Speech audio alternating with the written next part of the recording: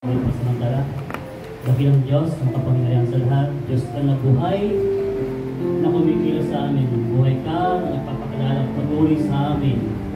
Pangulawaan namin palagi ang iyong mga salita, at ito'y laging bago sa bawat sa amin. Tunay Panginoon, kaliwan ng bawat sa amin, balikin ka namin sa buhay. Mangusap ka sa amin. Tunay Panginoon, kung paano ang aming katawang ito, pinapakain namin ng mga material na bagay. Masigit, pakainin namin ang aming kaluluwa at mga salita mo na hindi napapanis, Panginoon, at tumatagal. Nawa, Panginoon, sa oras na ito, mangungusap ka sa bawat sa amin. Hindi mo titignan ang antas ng aming buhay. Hindi mo titignan ang aming mga edad. Hindi titignan mo kung paano mo idadaloy ang salita mo sa bawat sa amin. Kung paano ka namin maramdaman sa bawat sa amin. Gamitin mo akong instrumento, Panginoon. Itago mo ako sa lingkuran, Panginoon. At ito ang mahayag. Ito ang maluwalhati. Ito ang mapangaralan. Kapagkat ito ang aming Diyos na aming karunungan, panuwaan. Sa iyo lagi namin. Binabalikan natin ang kapuyan sa laki ng paling sila sa Diyos name. Amen. Kaya po ang kapagunan. Say, praise the Lord. Praise the Lord. Praise God. Kaya sabi mo kanina, mapalad tayo. Kasi nga, sagana tayo sa Word of God. Amen? Sagana tayo sa Word of God. Hindi tulad sa mga ibang bansa, Middle East, hindi sila sagana sa Word of God. May mga bansa na talagang bawal ang salita ng Diyos. Ngunit sa atin, napaka-palad natin sapagkat isa tayo na bansa na binigyan ng karapatan na makapagpuri tayo sa ating Diyos na buhay. Kaya nga kung unawain natin, napakarami ng reliyon sa buong mundo at hindi na natin alam ano ba yung katotohanan. Kasi ang dami ng reliyon. Pagdating sa paniniwala sa isang Diyos, sa dami ng reliyon, hindi tumutugma. Mayroong Trinitarian, pero hindi sila magkakapareho. Mayroong one God, hindi sila magkakapareho. May dual, hindi pa sila magkakapareho. Pag-believe na sa huling panahon, pinipili ng Diyos ang kanyang mga hinirang upang makilala siya ng lubusan sa huling panahon. Amen? Say, praise the Lord. Praise God. Kaya, nasa pumulukan natin muna yung Biblia sa Luke 2:49.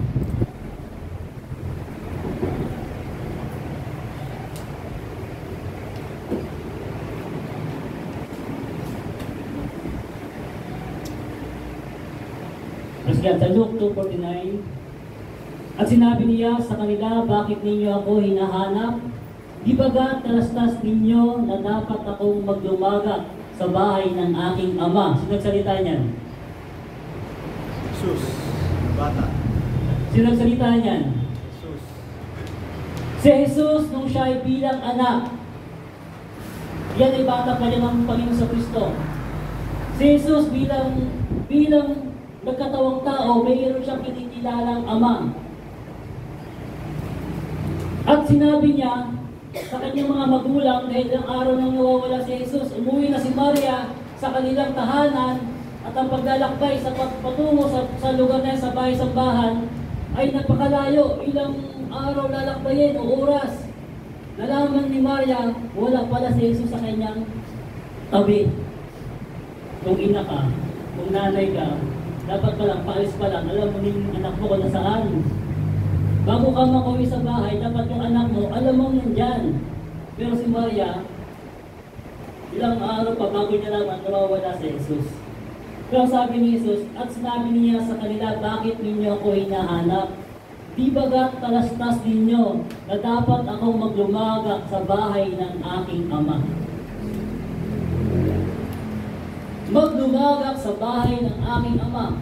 Ibig sabihin, nung kabataan ng aking Panginoon, naunawaan niya kung sino yung kanyang ama. Hindi si Joseph. Hindi Ugoy, ha? Joseph na asawa ni Maria. Kinakit na habang lumalaki siya, nauunawaan niya yung kanyang obligasyon bilang anak. Kung babasahin niyo yung Biblia, si Jesus nagpunta sa lupa, hindi para gawin yung kanyang kalooban. Amen?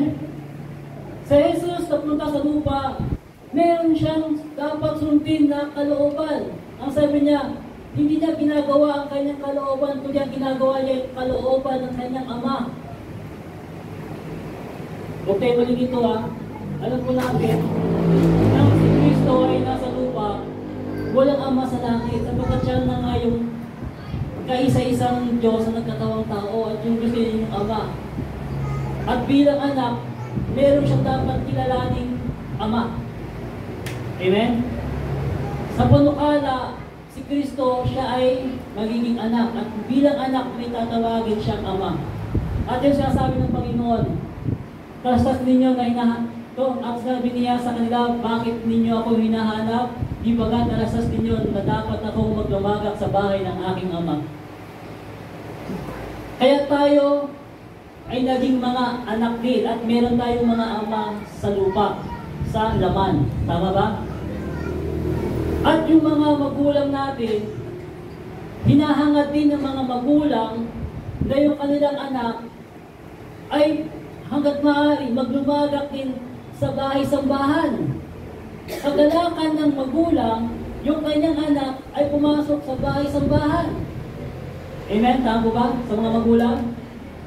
Kagalakan ba ninyo na yung inyong anak ay pupunta sa bahay-sambahan?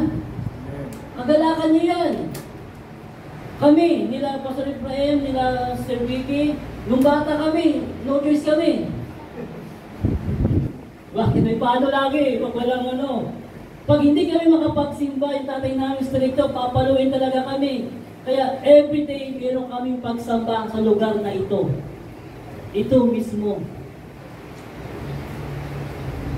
Sabi ko, puri ng Panginoon, ang dami ng lindol na dumating, ang dami ng sakunang bagyong dumating, na natiling nakatayo pa rin ang templong ito. Amen? Sinaunang gawa pa ito. Napakatagal pa, baka sa panahon pa ata ni Pastor Shaw, kung ito nagkakamali. Sabi ni nanay ito, panahon pa ni Pastor Shaw. Kung ang iglesia, ang Gospel of Christ ay 34 years, 50 years na. Gaano nakatagal na nakatayo ang bahay-sambahan nito. Kung hindi buhay ang Panginoon, babagsak na ito. Nagkaroon ng lindol, yung pumutok yung mga tubo. Diba? O, hindi man nagalaw. Bakit? Bakit kaya? Bakit kaya hindi nagalaw? May kapangyarihan ng Diyos. Amen? May kapangyarihan ng Diyos. Tandaan ninyo, ang mga lingkod ng Panginoon, kapag sila ay naghahandog sa Panginoon, naglalagay sila ng mga bato at yung mga hinandogan nila, napakahalaga yon sa harapan ng Panginoon. Amen? At yung mga batong yun ay iniingatan ng Panginoon sapagkat yun ay mahalaga sa Panginoon. Kaya masabi ko nga, napakabuti ng Diyos. Kami naging anak kami.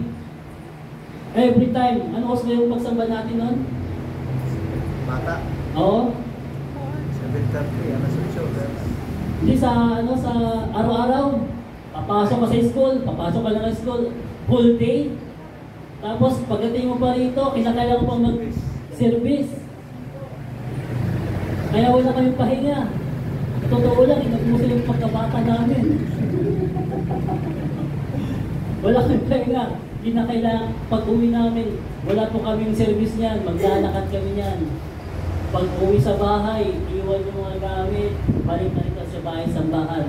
Doon kami namold sa salita ng Panginoon. Amen? Imumuld ka ng Word of God. Kahit anong turo ng tao sa iyo, kung hindi kikilos ang Word of God sa iyo, magiging walang kabuluhan ng Word of God sa iyo kapag hindi mo pinagampanan yung kalooban ng Diyos. Kaya nga dito, si Jesus, nalaman niya na kailangan niya magdumagi sa bahay ng Panginoon.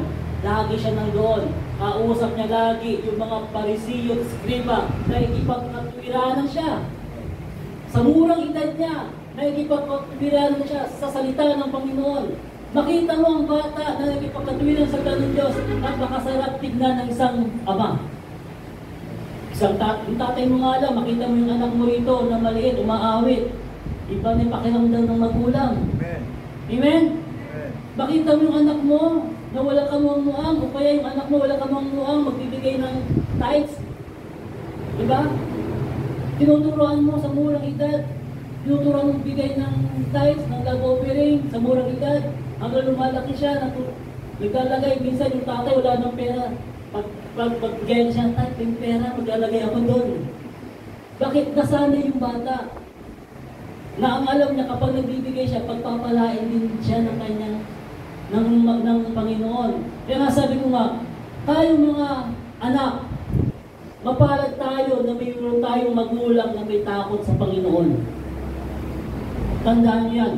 Mapalad ang bawat tao, bawat anak na ang kanilang magulang may takot sa Diyos, sapagkat hindi kayo pababayaan ng inyong magulang sapagkat alam nila ang salita ng Panginoon. Amen? Sabi ng Biblia, ang bata ay mana sa Diyos o regalo sa Diyos ang bata. Kapag ang bata ay regalo sa Diyos, ibig sabihin kapag ikaw ay niregaluhan ng matalik mong kaibigan, ano gagawin mo sa regalo? Iingatan mo ba? Iingatan mo ba? Amen. Iingatan mo yung regalo. Ang Diyos nagregalo sa'yo. Buhay. Iingatan mo ba yun? Iingatan mo. Ganun din ang Panginoong Kristo. Nung siya ay pinanganak sa lupa, iningatan din siya. Amen? Iningatan din siya ng mga anghel sa bawat paligid.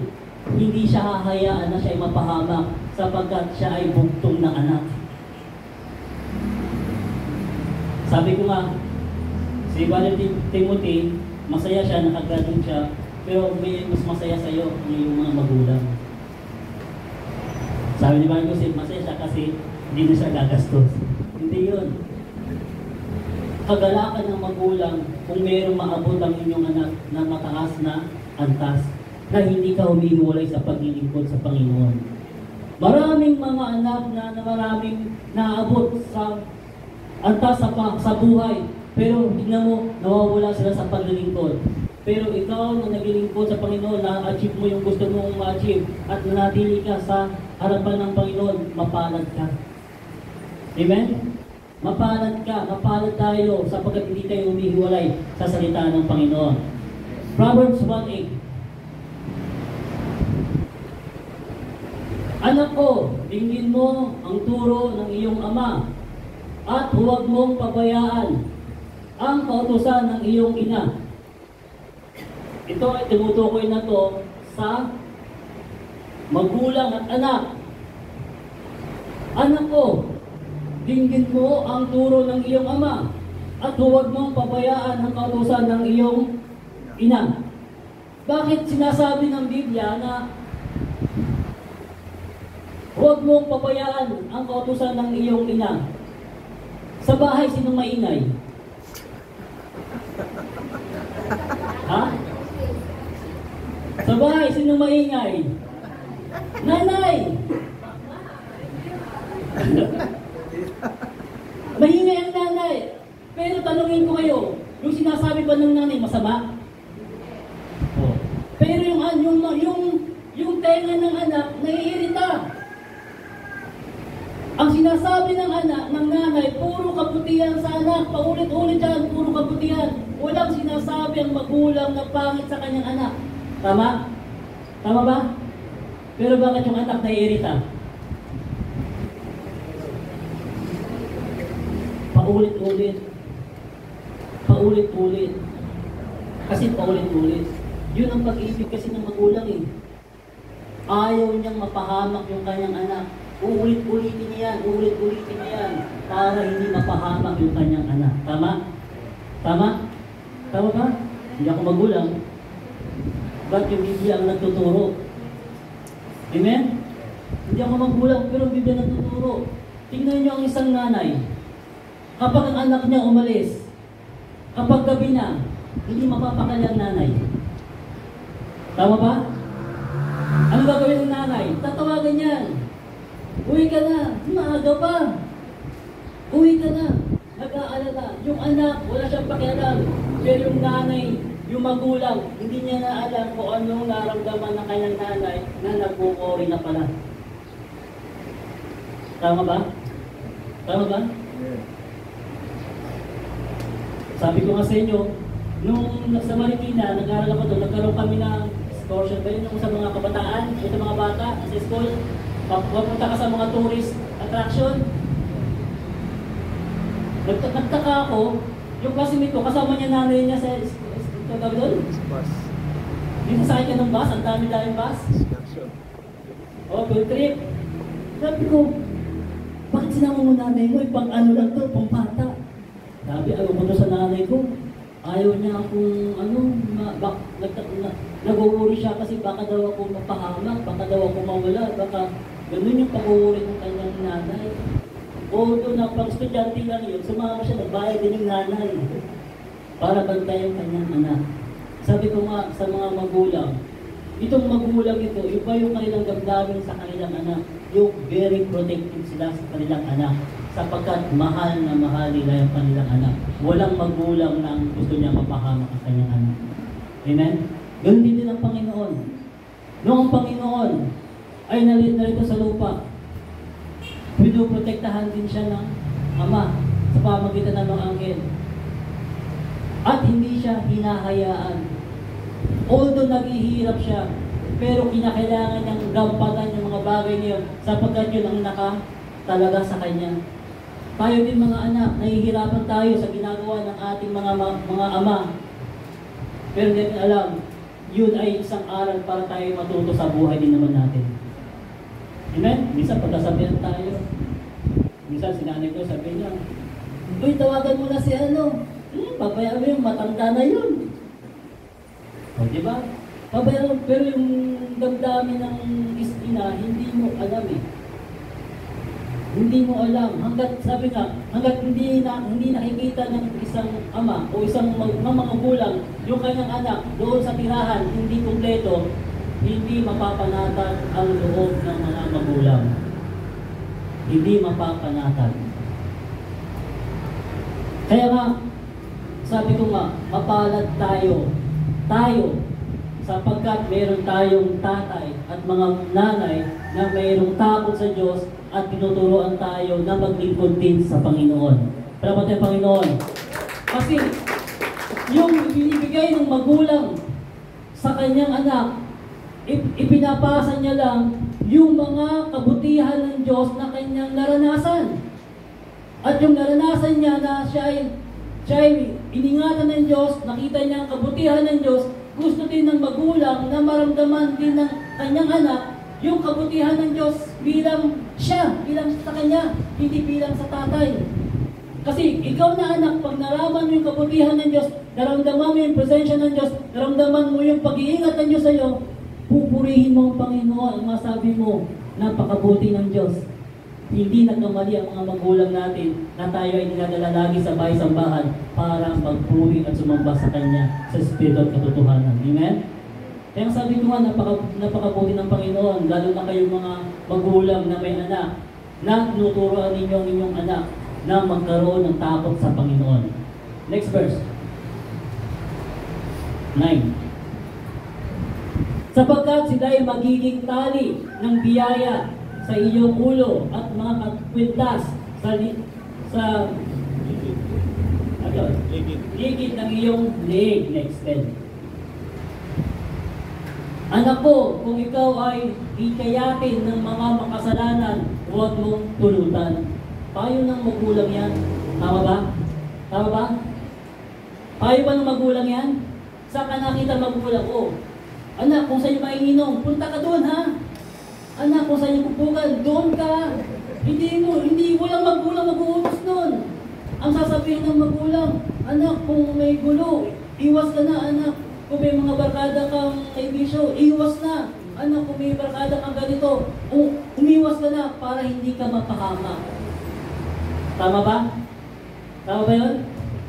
Minsan yung mga magulang, tinatanong, sino kaibigan mo? May bisyo pa yan, may ganyan ba yan? Inuusisa ng magulang, bakit?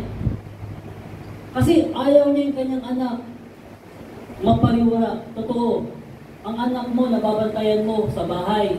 Pero kapag umalis ka sa bahay, nakikita mo ba?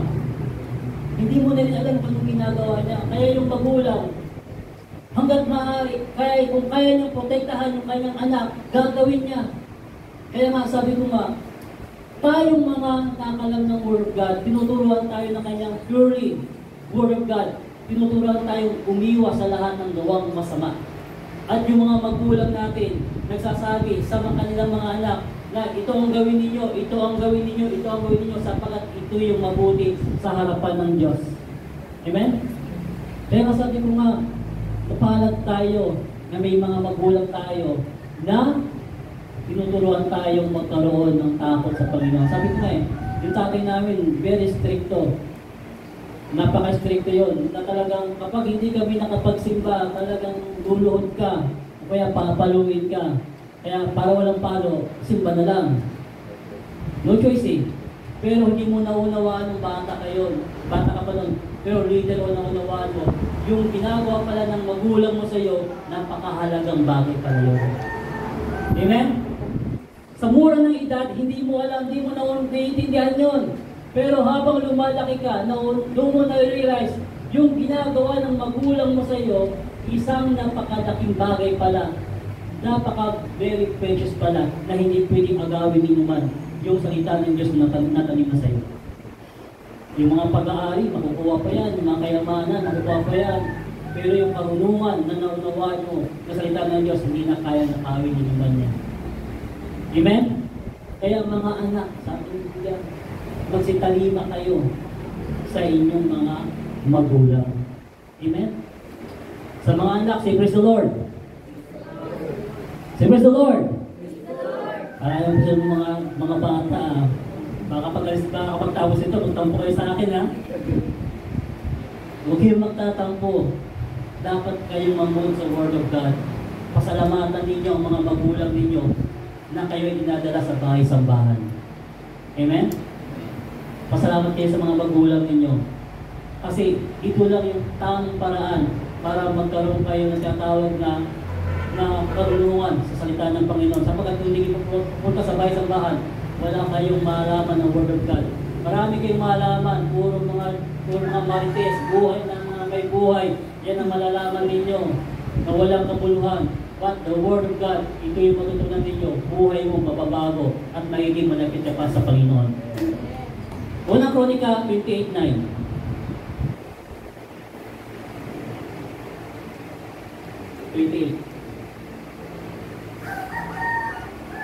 At ikaw, Solomon, na aking anak, kilalanin mo ang Diyos ng iyong ama. Sinong nagsalita nito? Si Haring David.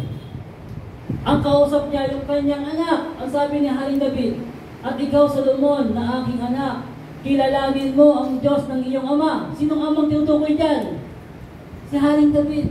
Inuutusan ni Haring David si Solomon na kilalanin niya yung Diyos ni Haring David. Tama ba? Tama ba yun? At ikaw, Solomon, na aking anak, kilalanin mo ang Diyos ng iyong ama at paglingkuran mo siya ng sakdal na puso.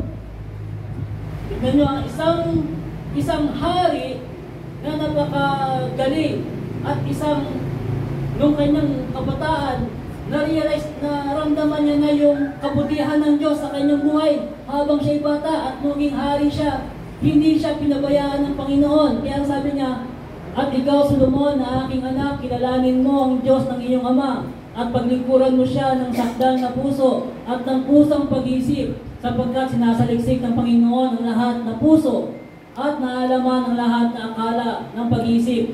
Kung iyong hanapin siya, ay masusumpungan siya sa iyo. Ngunit kung pabayaan mo siya, kanyang itatakol ka magpakailanman. Isang magandang payo ng isang ama sa kanyang anak. Tama ba? Tama ba? Magandang payo ba yan? Napakagandang payo. Why? Sabi ni Haring David, at ikaw, Solomon, na aking anak, kilalanin mo ang Diyos ng iyong ama at paglingkuran mo siya ng sakdal na puso at ng pusang pag-isip.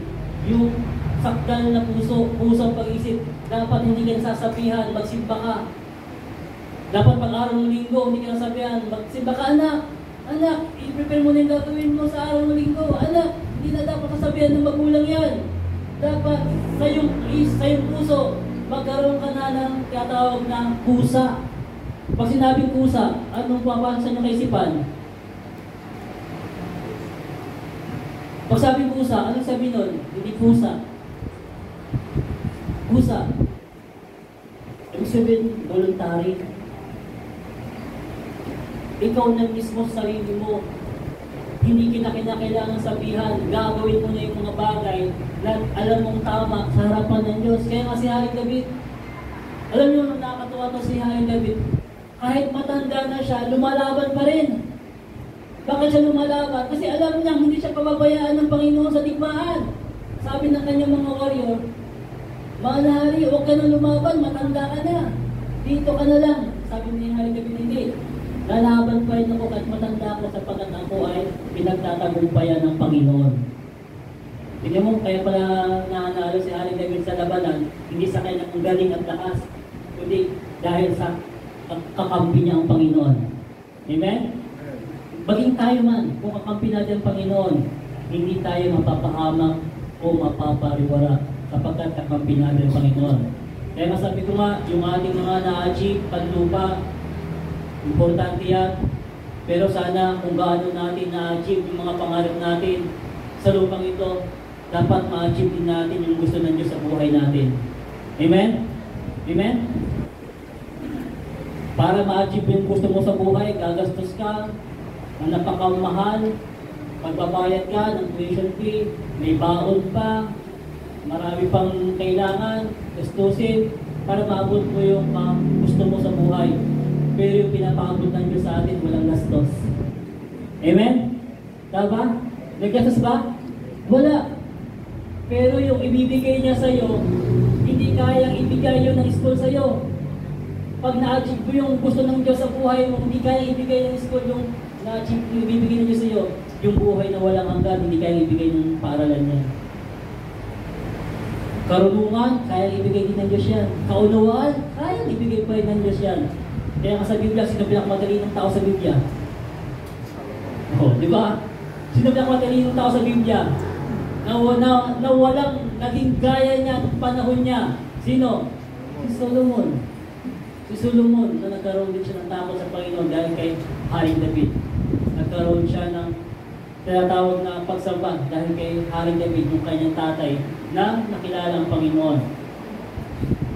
1 Chronicle 59:19.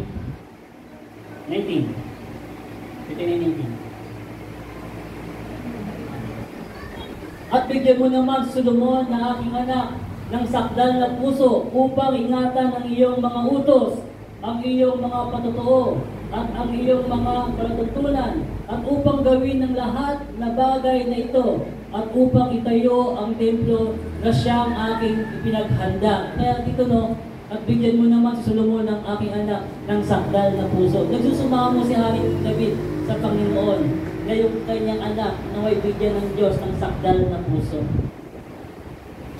Kaya kayo rin mga magulang, pinapanalangin din ninyo ang inyong mga anak. Tama ba? Tama ba? Dinadalangin niyo ba sila? Mga anak, dinadalangin niyo ba inyong mga magulang?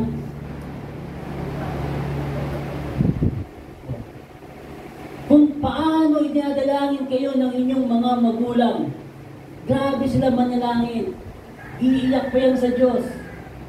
Kamusta ang inyong dalangin sa inyong mga magulang? Kamusta po?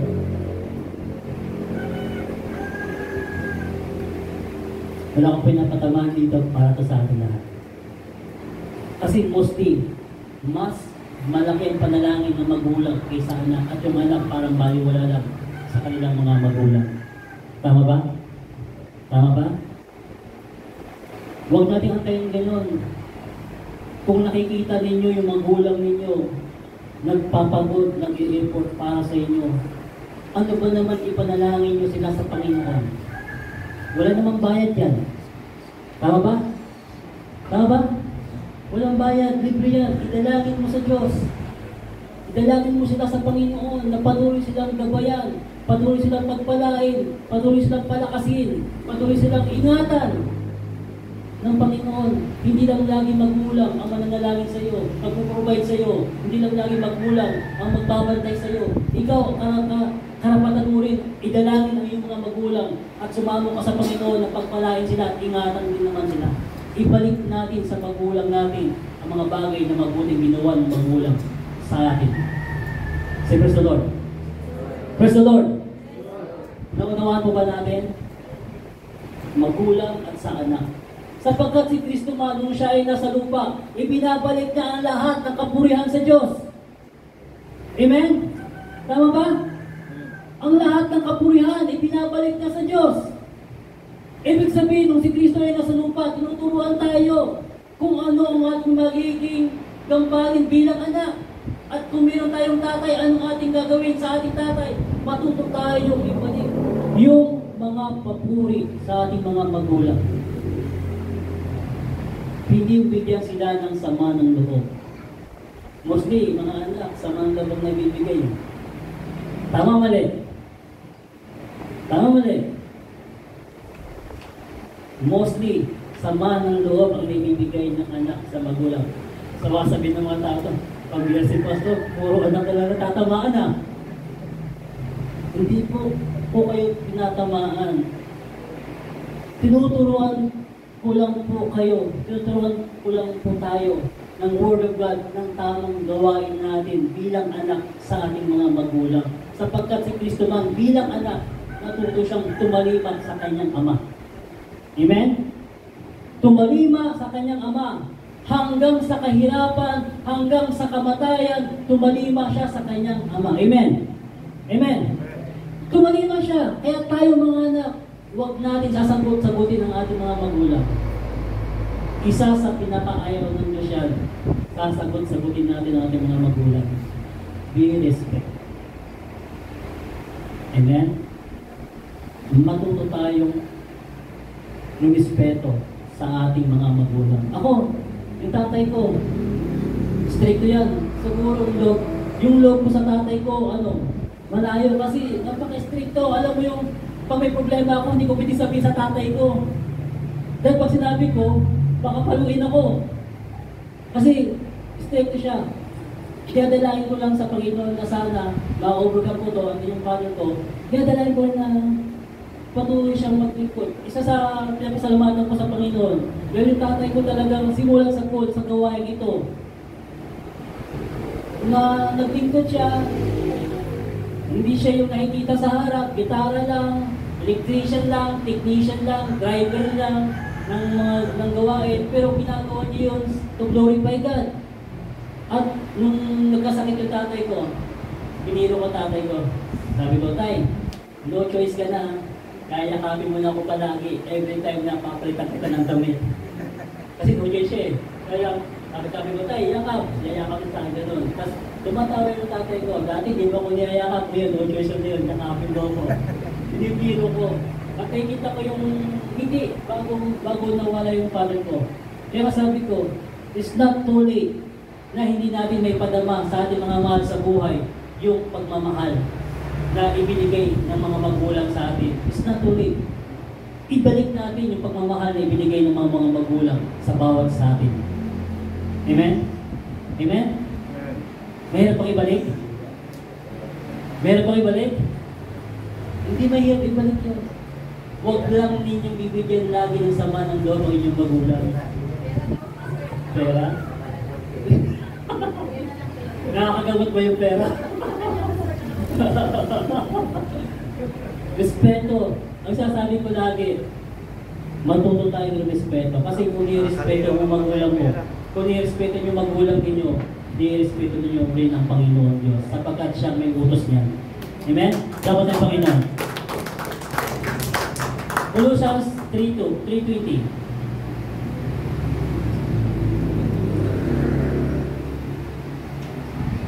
Mga anak, magsitalima kayo sa inyong magulang sa lahat ng mga bagay, sapagkat ito'y totoong nakalulugod sa Panginoon. Mga anak, magsitalima kayo sa inyong magulang sa lahat ng mga bagay, Kapag ito'y totoong nakalugod sa Panginoon, sino nalulugod? Ha?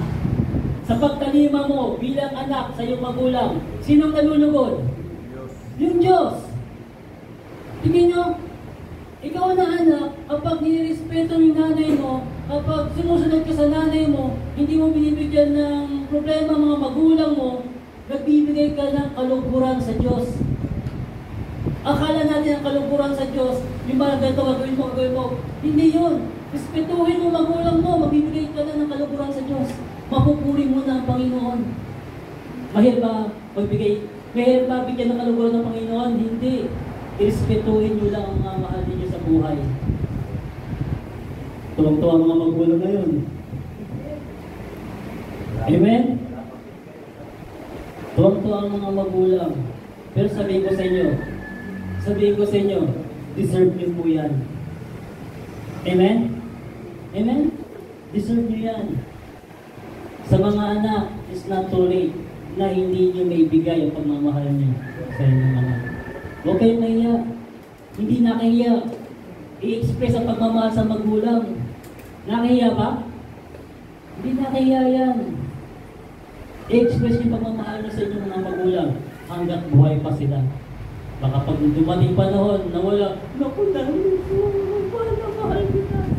Okay, di mo masabi mahal na mahal. Ngayon, patay, mahal na mahal mo. Hanggat buhay, doon nyo sabihin. Lahat na magandang sabihin ninyo hanggat buhay sila para matuwa naman ang puso ng inyong mga magulang. Sa totoo lang, kapag nagbibigay kayo ng mga gandang salita sa inyong magulang, ang puso ng magulang nyo, natutuwa yan. At ang pusong natutuwa, maraming sakit na gumagaling dyan. Naniwala kayo? Naniwala kayo? Bibigyan yun. Amen? Ang pusong masaya. Ano? Ang pusong masaya, maraming katalingan sa katawan ang kanyang napapagaling. Tignan nyo, bakit ang taong maraming sakit? Stress. Dahil sa stress, ang daming lumilitaw na sakit. Bigyan mo ng kagalakan ng mahal mo sa buhay, ang iyong magulang at ina. Walang sakit dyan. Bakit? Tatawa ng tatawa yan. Tatawa ng tatawa yan. Masaya lagi pag matutulog, nakangiti. Masaya ang kanyang kaisipan. Panatag ang kanyang kaisipan. Hindi nag-worry. Tama? Tama ba? Buti yung magulang nag-worry. Kumusta kayong anak? Nag-worry kaya ang anak sa kanyang magulang?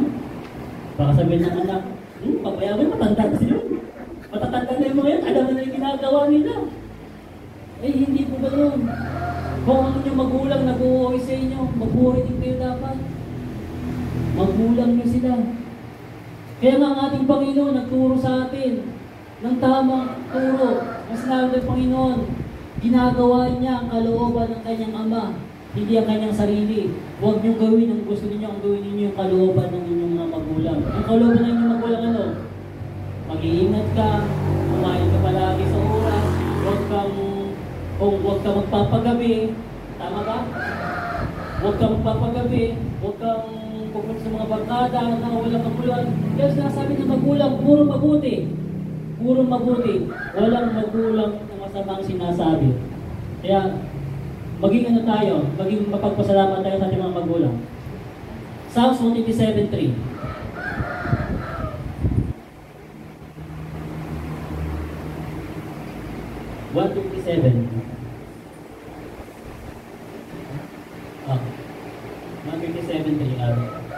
Kanyang pasusok o ang hindi. 127. Amin 127. Sabi niyo ba? Ayun. Narito ang mga anak ay mana ng mula sa Panginoon at ang bunga ng bahay bata ay kanyang gantimpala. Kaya nga yung mga anak ay mana mula sa Panginoon.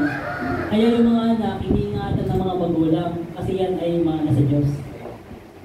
Amen? Kaya nga iniingatan ng magulang yung mga bata hanggang lumaki sapagkat yan ay mana mula sa Diyos. Kapag mana mula sa Diyos, ingatan mo, reward ng Diyos sa iyo, alagaan mo. Kapag lumaki yung anak mo na walang takot sa Panginoon, minsan nasa magulang eh. Minsan naman, nasa barkada.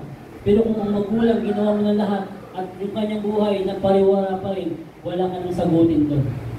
Amen? Wala ka nang sagutin doon. Sapagkat naibigay mo na yung gusto mong ibigay sa mga anak mo. At kung ayaw sumunod, hindi mo na problema yun. Bahala na ang Diyos sa kanila. Okay. Ephesians 6:7. Maglingkod na may mabuting kalooban na gaya ng sa Panginoon. 7. Dito 6:7. Maglingkod na may mabuting kalooban na gaya ng sa Panginoon at hindi sa mga tao. 8.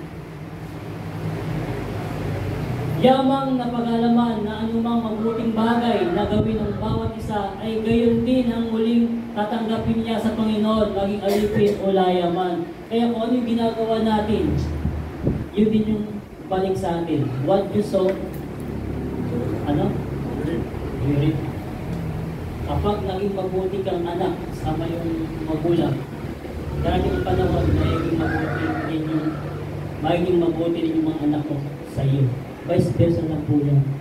Dahil naging mabuti ka, ang anak mo magiging mabuti rin yan. At pag nagkaanak yan, magiging mabuti rin yan. Hanggat saling dahi po yan, ipinapasa natin kabutihan sapagkat tayo ay natuturuan ng salita ng Panginoon. Proverbs 23:12. Ito. Basahan ng gandang chapter na ito.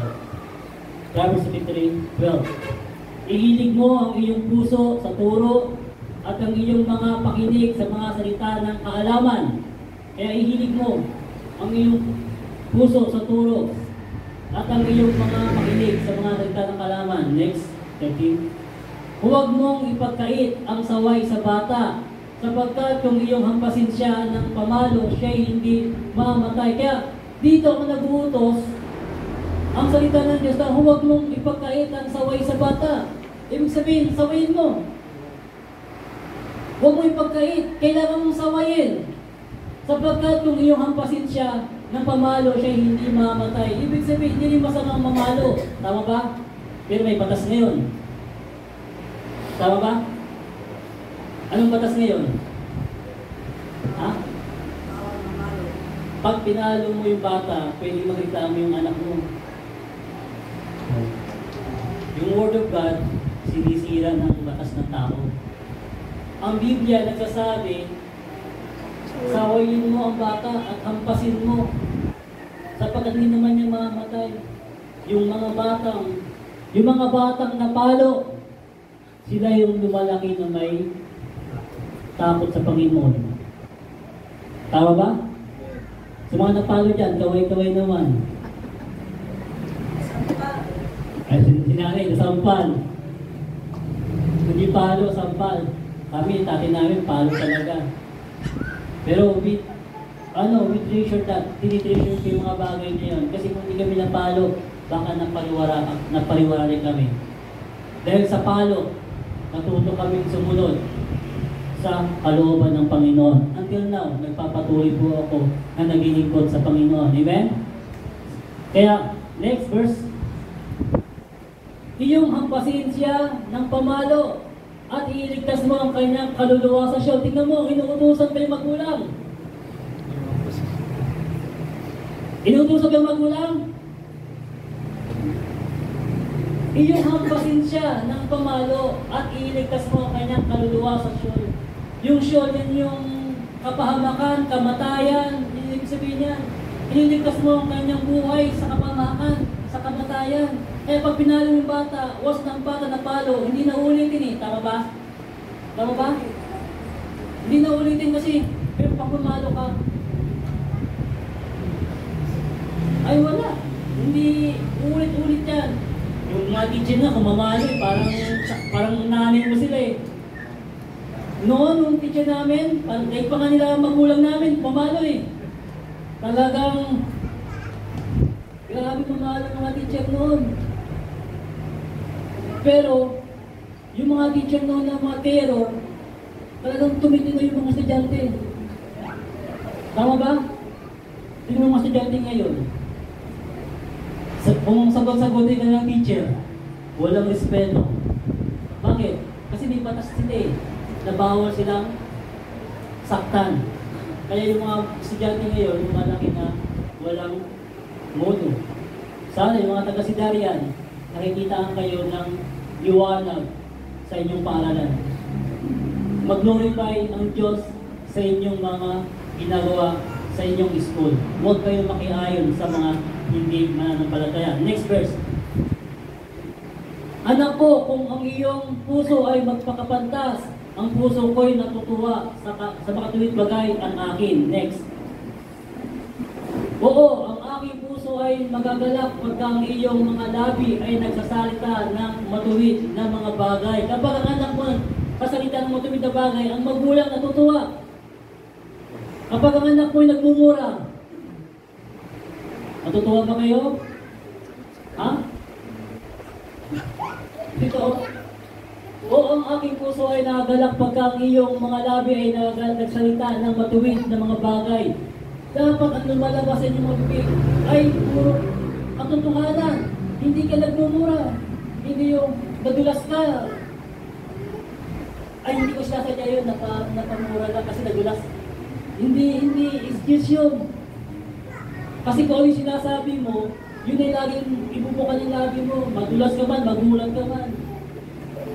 Kaya mas maganda pag ka, praise the Lord. O, di ba? Kaysa na pag ka, P.I. Di ba? Kasi mo, ay, sorry Lord. Nakapagmula ka, sabay sorry Lord. Next verse. Huwag mo naghindi ang iyong puso sa mga makasalanan, kundi lumagay ka sa Panginoon buong araw. Hindi mo, huwag ka managhindi sa makasalanan, kundi lumagay ka sa Panginoon buong araw. Next. Sapagkat tunay na may kagantihan at ang iyong pag-asa ay hindi mahihiwalay. Next. Makinig ka, anak ko, at ikaw ay magpakapantas at patnubayan mo ang iyong puso sa daan. Tingnan mo, magpakapantas ka at patnubayan mo yung puso sa daan. Next. Huwag kang mapasama sa mga mapaglango. Hello. Biblical. Payo ng isang magulang sa kanyang anak. Huwag kang mapasama sa mga mapaglango, sa mga mayayamong nangangain ng karne. May pulutan.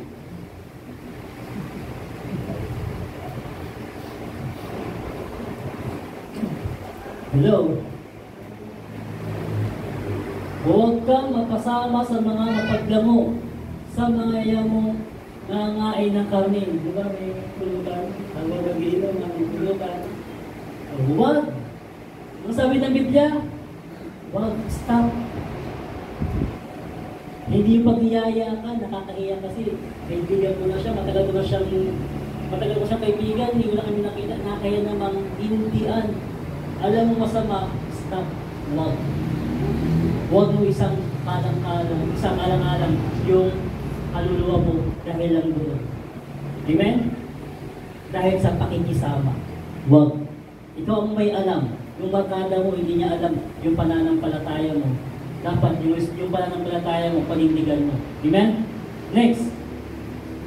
Sapagkat ang manglalasing at maya mo ay darating sa kalalitaan at ang antok ay magbibi sa tao ng pagkapulubi. Kaya yan. Kapag ang tao laging umiinom, lagi yung dating Panginoon, magiging pulubi. Mawawa. Tingnan nyo, minsan yung mga magiginom, kung sino pa yung mahirap, sino pa yung may panginom. Kung sino pa yung walang trabaho, sino pa yung mahiinom, kaya mukhang kawawa. Bakit mukhang kawawa? Doon na matutulog sa kalagaanan. Doon na umiiit sa kanyang sarili.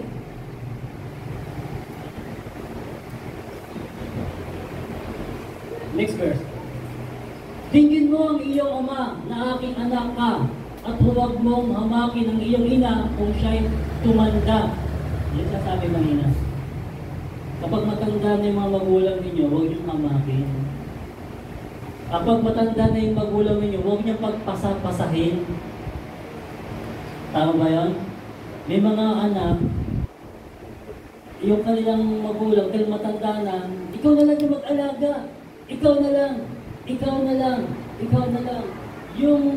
Yung kanilang dapat na responsibilidad sa magulang nila dahil matanda na, ayaw nilang tanggapin.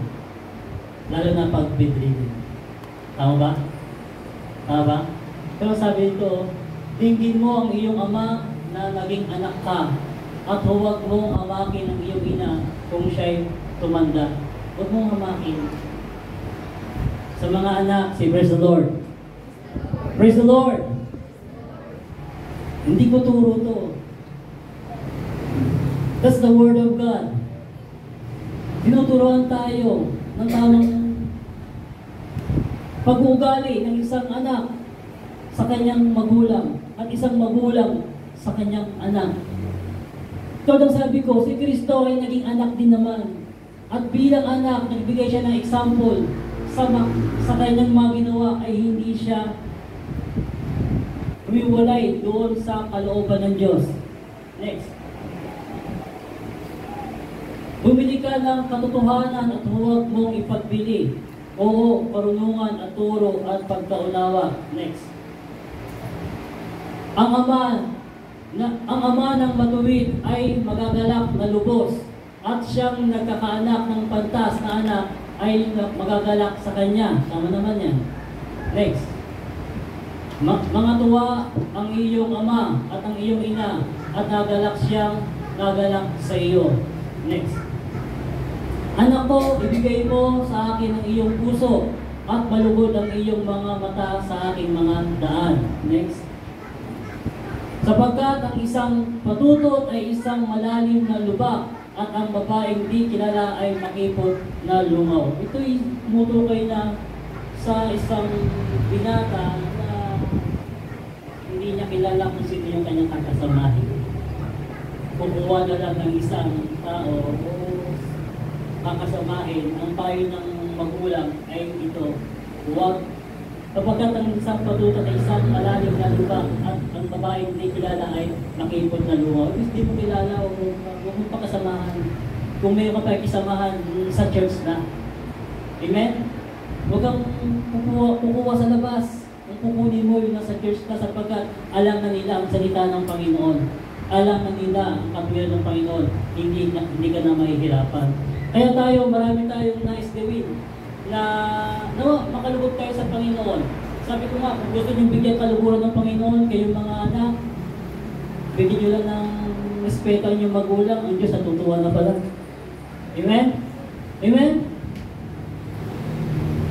Bigyan mo lang ng respeto ang mga magulang, yung Diyos natutuwa na pala sa'yo.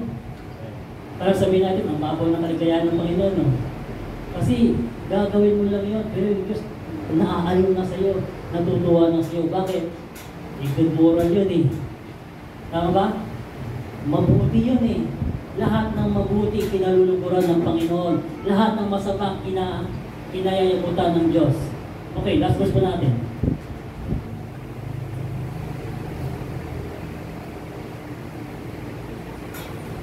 Proverbs 17:6.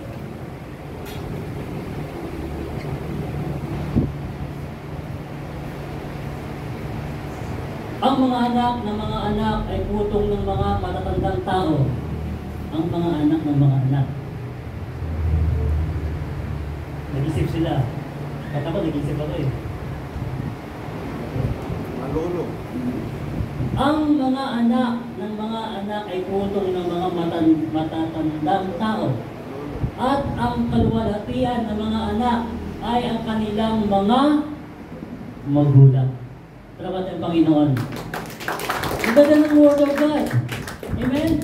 Tignan mo, ang mga anak ng mga anak ay putong ng mga matatandang tao. Yung lulo ng mga lulo. Lulo mo. Sino ang mga lulo rito? Taas ang kamay. Hindi maya. Be proud. Lulo kayo. Lula. Proud. Be proud ng mga lula. Ako po, lulo na rin eh. Wala akong anak pero may lulo talaga ako eh. Sa mga pamangkin. Ito pamilya, hindi pa ako nagkata, tulong na agad. Kaya dito ang mga anak ng mga anak ay putong ng mga matatandang tao. Sila yung kaluwalhatian ng mga lulu, yung mga anak ng mga anak. Pero sabi nito, at ang kaluwalhatian ng mga anak ay ang kanilang mga magulang. Ang kaluwalhatian naman ng mga anak, yung kanilang parent. Palakpakan ng Panginoon. Hallelujah. Say praise the Lord. Mga anak, palakpakan ninyo yung mga magulang. Palakpakan ninyo sila. Amen? Hindi yung papalakpakan nyo lang sila pag birthday, happy birthday, happy birthday. Doon ka naman papalakpak pag may birthday. Hindi ganun. Palakpakan nyo sila sa bawat bagay na ginagawa ng Diyos sa kanilang buhay. Ang sabi ko nga, huwag kayong magsawang idalangin ang inyong mga magulang. Amen? Amen? Mga anak, kayong mga anak, huwag kayong magsawang idalangin ang inyong mga magulang. Kung marami kayo itinadalangin ibang tao, siguro, unang-unang idadalangin ninyo, mga magulang ninyo. Tama ba? Bago nyo idalangin yung ibang tao, siguro, mga magulang nyo muna idalangin ninyo. Idadalangin nyo mga ibang tao, magulang mo, hindi mo idadalangin. Parang nakakahiya sa Diyos, no? Kung sino-sino idadalangin mo, Panginoon, si ano, may pagawin mo sa kanya, Panginoon, sige ito, ganyan. Yung tatay mo, nanay mo, hindi mo yung manalangin. O ngayon, matututo na kayo manalangin ngayon. Na idalangin ng inyong mga magulang. Amen? Amen? Yun ang kasi kayong mga anak, yun ang inyong may iaambag sa inyong magulang. Yung idalangin sila sa Diyos. At yung Diyos naman ay makikinig sa inyong mga dalangin. Palakpakan ng Panginoon, praise God. Say hallelujah! Praise the Lord! Praise God. Kaya sa buhay natin ito, ako sabi ko nga, hindi ako naging tatay, wala akong anak, pero naranasan ko kung paano magkalinga ng isang anak. Mag-skin ako ba naman sa malalayo? Sabihin sa ng Brad, pwede bang pabantay mo na itong anak ko? Ito yung gatas, ito yung ano. Pag umiyak yan, pag nagbawas yan, ikaw lahat. At pinakailangan, hindi yan dabutin, hindi yan kailangan. Gagawin mo bilang manggagawa ng Diyos. Pero isang pala yun sa proseso para maunawaan mo ang kabutihan ng Diyos. Kaya ako, nabibless ako sa mga tatay, sa mga nanay, na patuloy nilang pinipilit, pinupush ang kanilang anak na magsimba. Kahit yung mga anak ninyo, ayoko magsimba. Sasabihin ng magulang, sige, simba ka lang. Kahit pagkatampuan kayo, sige, simba ka lang. Kasi itinutulak yung anak mo sa mabuting bagay, hindi sa masamang bagay. Amen. Kahit na hindi galit ako, sige, push mo lang, magsimba. Sapagkat yan ang nakakalugod sa Panginoon. Kaya, pinupuri ko ang Panginoon sa kanyang pagpumpihan. Hindi ko alam kung bakit yung aking i-share. Sabi ko, ano i-share ko? Hindi ko alam kung bakit ito ang aking ibahagi. Siguro ito yung kalooban ng Panginoon. Nasabi ng Panginoon na bilang anak siya, natuto rin naman siyang tumalima sa kanyang ama. At tayo rin naman bilang mga anak, matuto tayong tumalima sa ating mga magulang. At hindi lang ito, meron din tayong mga magulang sa pananampalataya. Amen? Amen? May mga magulang din kayo sa pananampalataya. Ang sabi ng Biblia, idalangin nyo sila. Sila mga nagpapagal sa inyong mga kaluluwa. Idalangin nyo yung mga manggagawa ninyong nagpapagal sa inyo. Sapagkat sila ay ninyong ama sa pananampalataya. Kaya, purihin ng Panginoon sa oras ito. Ito lamang po aking may babahagi nawa sa konting mensahe. Maunawaan ng bawat isa. Ng kabataan, ng magulang, ng kabataan sa Diyos, ng magulang sa Diyos, tayo sa Diyos. Malaman natin yung ating obligasyon sa Panginoon, maging sa ating mga mahal sa buhay. Kaya ito lang po aking babahagi niya. Purihin po ang Panginoon. Kaya tayo po yung magsitayo. Tayo po yung magkukol ng isang panalangin, magkukol ng panalangin sa Panginoon. Malapit na po ang ating convention. Nawa, nang makarating po kayo. Hindi po nawa, lobin ng Diyos na sama-sama po tayo makarating doon. At although sabi nga wala namang dahilan para hindi kayo makarating. Amen? Walang dahilan. Lahat yan ay maraming dahilan para tayo makarating sa gawain yun. Sapagkat yung gawain yun ay para sa Panginoon, hindi para sa tao. Hindi natin titignan ng tao doon, ang titignan natin kung paano gumagawa ang Diyos sa lugar na yun. At kung paano ikilos ang Spirit ng Diyos sa bawat sa atin. Ulitin namin na bless the Lord of my soul. Bless the Lord of my soul. Oh, my soul. Worship His holy name. Sing like never before. Oh, my soul, I worship your holy. Minsan ba, bless the Lord, oh my soul, hallelujah. Bless the Lord, oh my soul, Lord Jesus. Oh, my soul, I worship His holy name. Sing like never before. Oh, my soul, I worship your for the last time. Bless the Lord, my soul, and we will sing out, hallelujah. Bless the Lord, oh my soul. Oh, my soul, I worship your holy name. Sing like never before. Oh, my soul, I worship your holy name. Sabihin mo na namin, dakilang Diyos na makapangyarihan sa lahat, tinataas po namin, niluluwalhati at tinadakila ang iyong matamis na pangalan. Diyos ka na marilang, Diyos ka na makapangyarihan, Diyos ka na kataas-taasan, na niluluwalhati ka ng bawat sa amin. Maraming salamat, Panginoon, sa iyong mga salita. Kabilang mga anak sa laman, at may mga ama kami sa laman. Tinuturoan mo rin kami, Panginoon, na magbigay ng kaluwalhatian sa iyo sa pamamagitan ng pagbigay respeto sa aming mga magulang.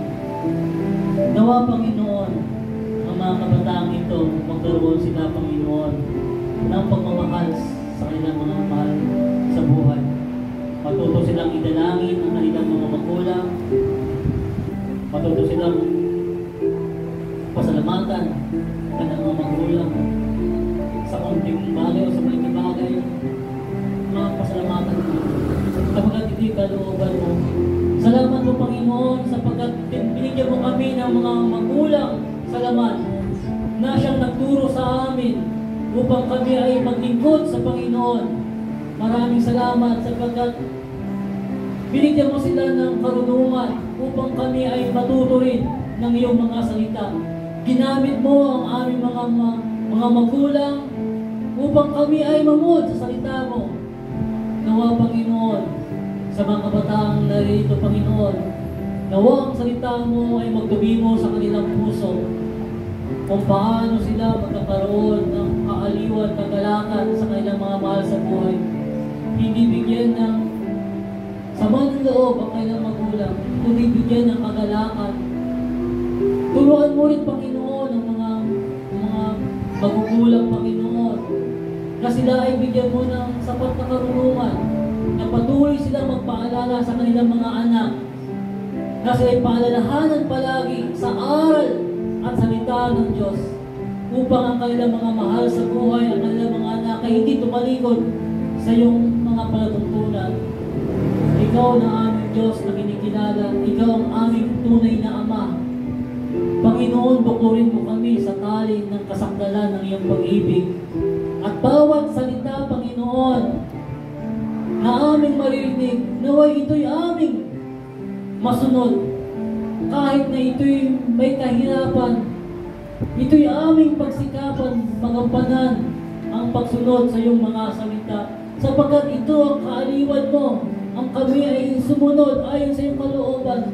Dalangin ko rin, Panginoon, ang bawat sa amin na naririto, Panginoon, sa bahay-sambahan, ikaw ang patuloy na yumakap sa bawat sa amin. Dinggin mo ang kanilang mga hinaing. Ibigay mo, Panginoon, ang kanilang mga dinadalangin o hiling sa iyo. Panginoon, meron kami kanyang-kanyang mga dalangin at hinaing. Nalalaman mo, Panginoon, ang aming mga puso at isipan. Nalalaman mo ang aming mga pangangailangan. Nawa, Panginoon, huwag mo pagkulangin ang bawat sa amin sa mga bagay na manira na bagay, lalong-lalo na, Panginoon, sa spiritual. Huwag mo kayong pagkulangin. Bagkus, punuin mo kami palagi ng iyong presensya. Punuin mo kami palagi ng Santong Espiritu. Punuin mo kami palagi ng iyong mga salita na siyang magtutuwid ng aming mga pananampalataya. Maraming salamat, Ama, sa biyaya mo ito. Maging sa mga kapatid namin mga may karamdaman, ilapit mo, Panginoon, ang iyong mga kamay. Ikaw, Panginoon, ang magpagaling sa kanila mula ulo hanggang talampakan. Ihil mo po sila, Panginoon, sapagkat naniniwala kami, Panginoon, ikaw ang dakilang manggagamot namin. Ikaw ang dakilang doktor namin. At lahat ng aming mga dalangin ay iyong diringin at tutugunin ang aming mga munting hinaing. Salamat, Panginoon, sa hapong ito na kami pinagalitipon mo upang ikaw ay purihin, dakilayan at tuwalhatiin at nabigyan ka namin ng mataas na parangal at pagsamba. Nawa, Panginoon, nalugod ka sa amin sa oras na ito at nawa, Panginoon, ibigay mo namin ang mataas na pagsamba sa iyo. Kaya lahat ng pagpuri, pagsamba ay tayong sa dakilang pangalan ng Isus. Purihin ka, Diyos na igunin. Amen.